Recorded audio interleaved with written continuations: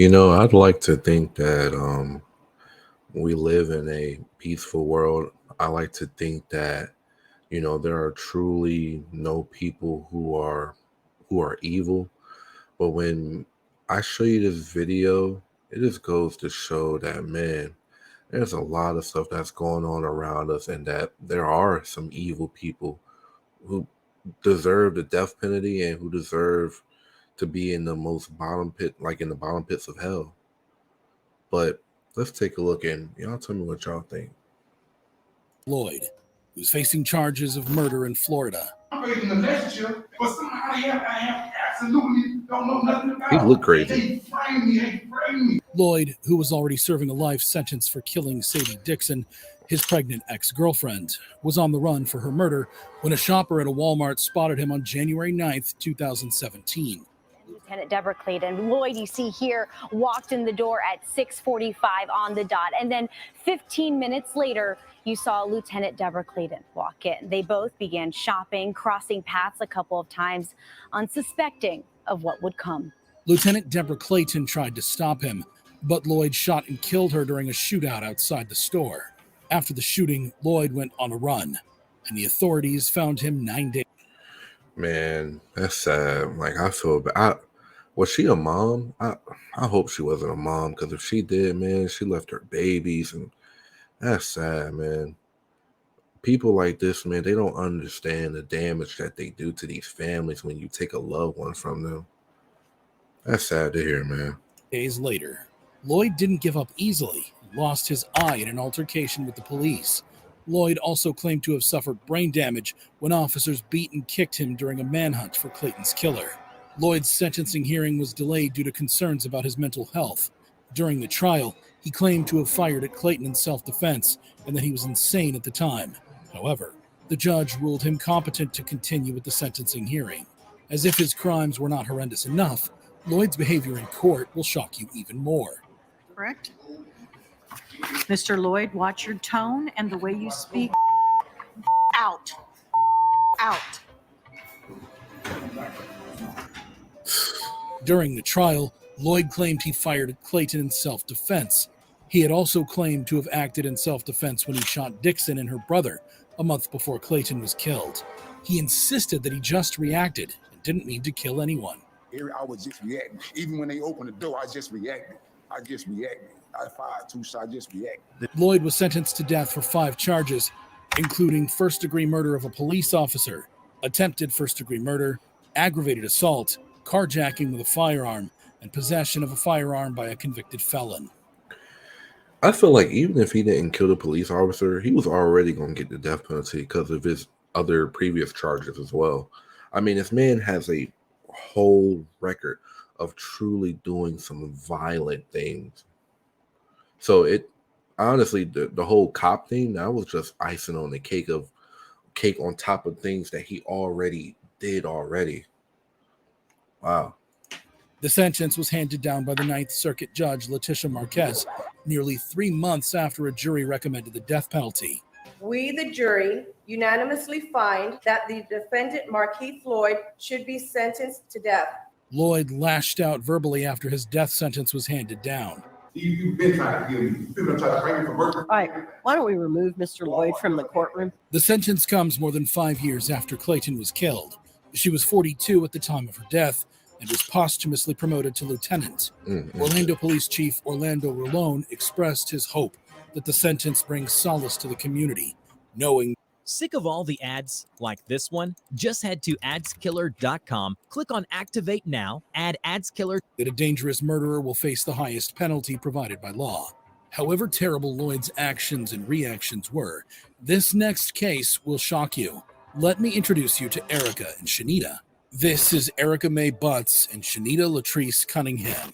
The couple is facing charges for the death of Serenity Richardson at a Charleston courtroom in North Carolina. In 2009, a 3-year-old girl, Serenity Richardson, was found dead. The cause of death was determined to be at the hands of her very own godmother, Erica, and her lover, Shanita. Serenity was on a 2-week holiday to Erica's house when the incident happened. The court heard that this was not the first time the woman had laid their hands on Serenity. In fact, they often had the help of a belt and plastic coat hangers. Every part of Serenity showed signs of abuse, well, except for the soles of her feet. When she became unresponsive, they tried to revive her with bleach and ice, but she was already dead by the time the medics arrived.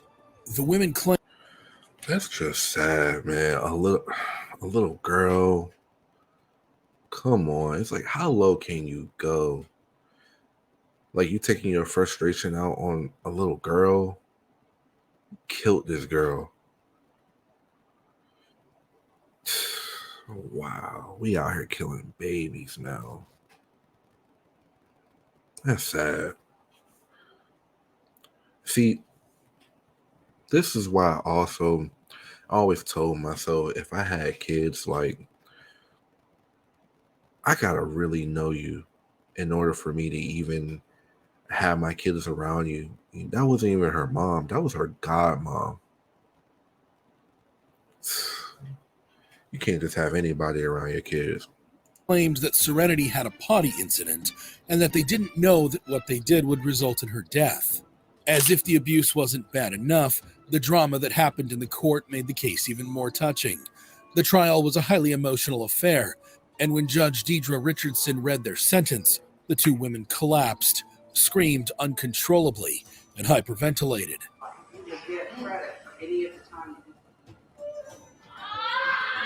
Nah, nope.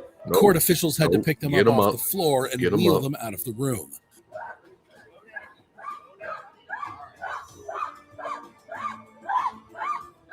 Butt's mother also had to be physically thrown out by 3 court officials after shouting at her daughter to get up.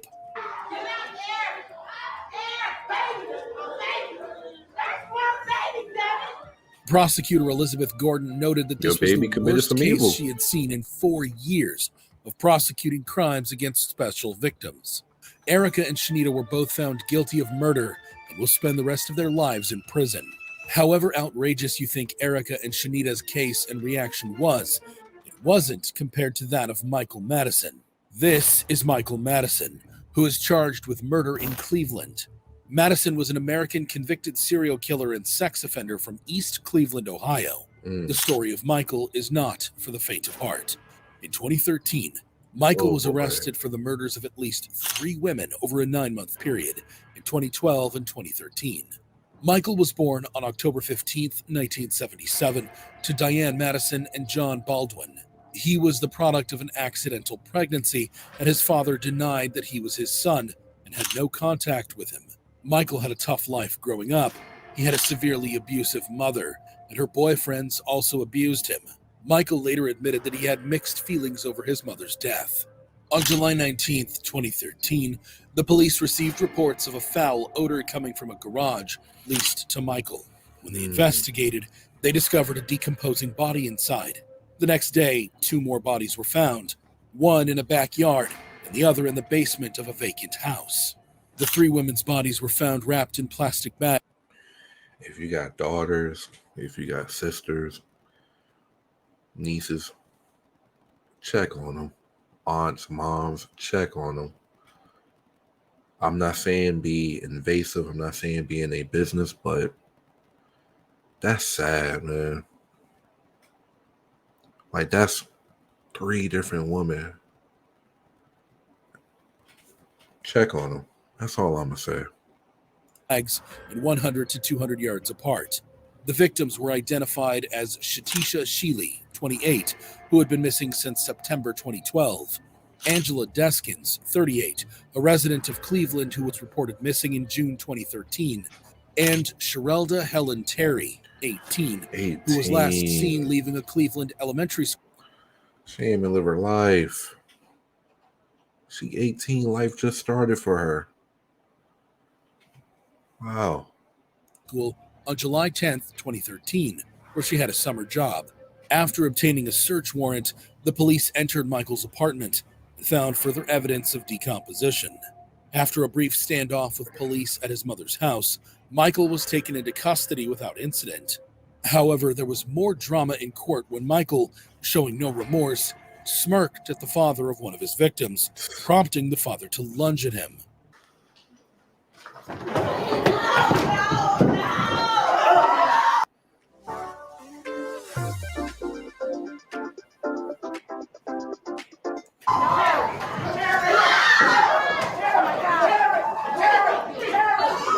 Michael was charged with 3 counts of aggravated murder on July 22, 2013.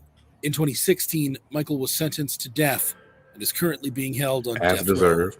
Upon consideration of the relevant evidence, the testimony exhibits admitted in mitigation, it is the judgment of this court that the aggravated circumstances of course of conduct, felony murder, kidnapping, felony murder, rape, of which the defendant was convicted, outweigh the mitigating factors by proof beyond a reasonable doubt. This is evil. Accordingly, the sentence of death is imposed upon the defendant, Michael Madison, on counts 1, 4, and 7. He remained emotionless as his sentence was read.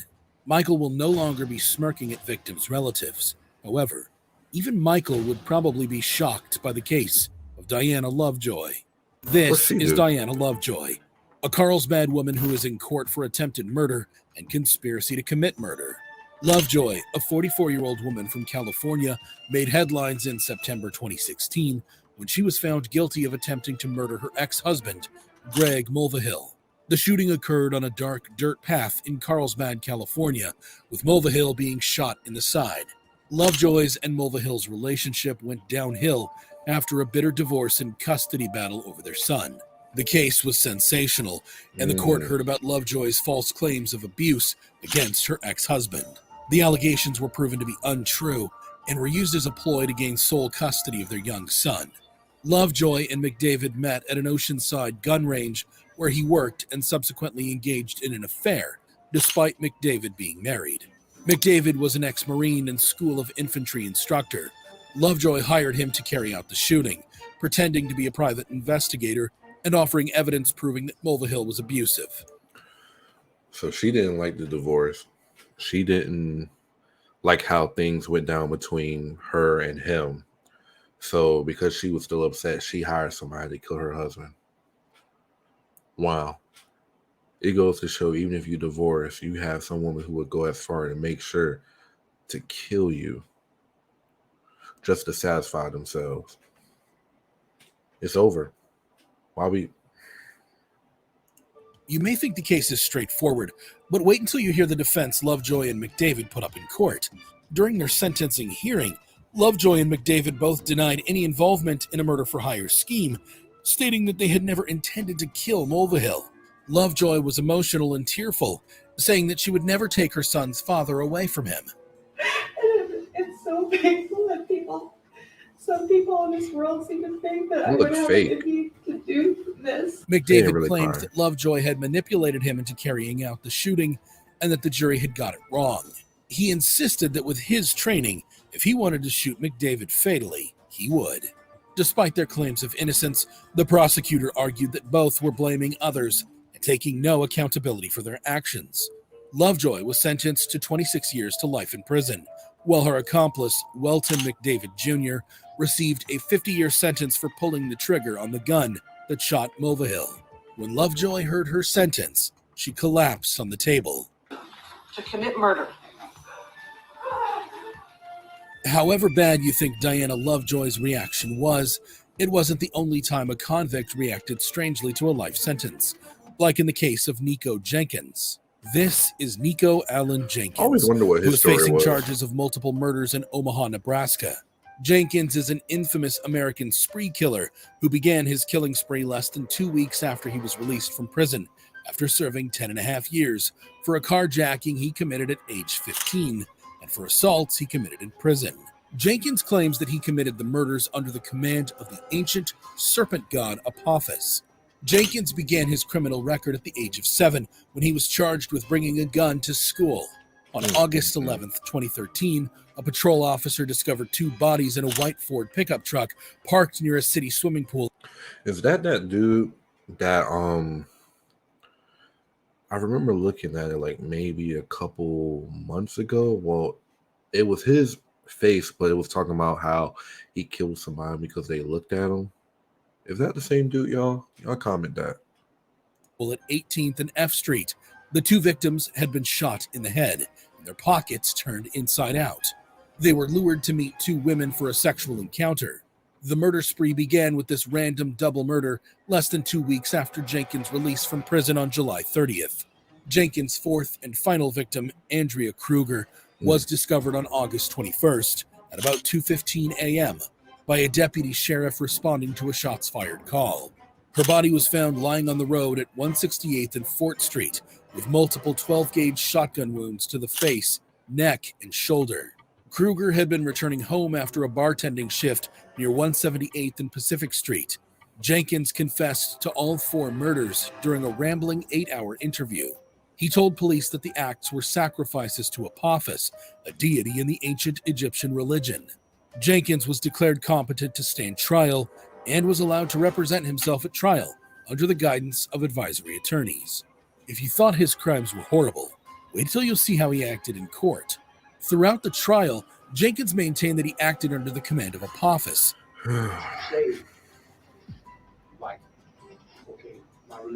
Jenkins told police that the acts were sacrifices to Apophis, a deity in the ancient Egyptian religion. His courtroom antics included speaking in tongues, howling, and calling out the names of his victims.